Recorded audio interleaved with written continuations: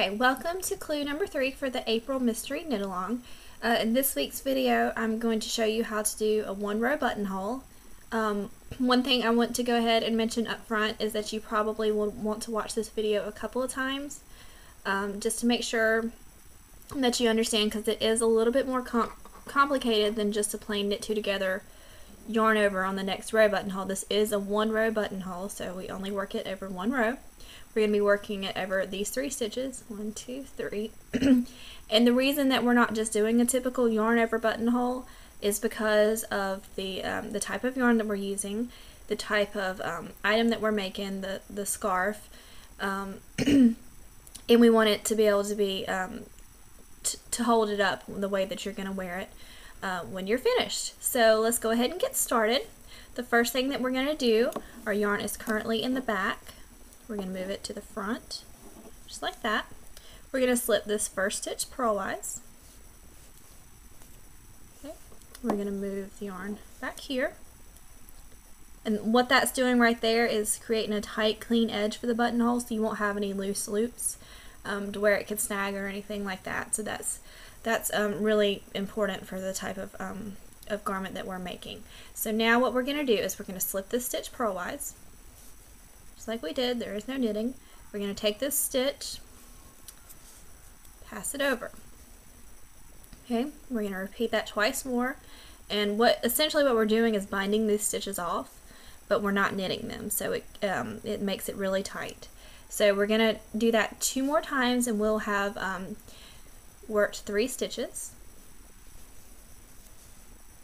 Pass that one over, and this yarn's just hanging out back here.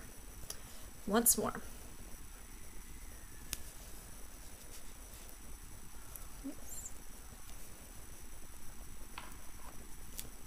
Now, if you can see that edge right there, it's just like a bound off edge right there. Now what we're going to do is we're going to take this loop on our right hand needle, slip it back over here, and we're going to turn our work. Okay, so we've got our yarn here, stitches here. We're going to carry our yarn back around so that we can knit. So the yarn's just back here, and we're going to do what's called a cable cast on, and we're going to cast on 3 stitches to make up for the 3 that we took away. So we're not going under stitches here, we're going in between these 2 stitches, just right in between them, not in any loops, just in between, and we're just going to knit it just like we usually would. Now we're not going to pull this stitch off because that is a stitch and it would create a drop stitch.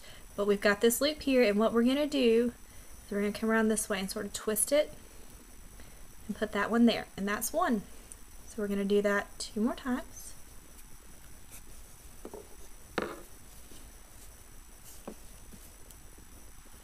And then we're just going to go twisting it like that.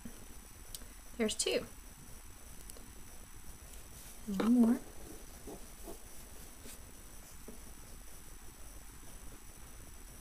Twist it. Now we've cast on 3 stitches, so we can turn our work back around, move our yarn back to the back, and knit. Now when you come back to knit the next row, you'll just knit those stitches as if they've always been there, and then you'll have this nice sturdy one-row buttonhole. So again, you can either pause this video as you go, or you can watch it multiple times, but to make sure. But it's really, it's not a complicated buttonhole. There's several steps, but once you learn how to do it, you'll be glad you did.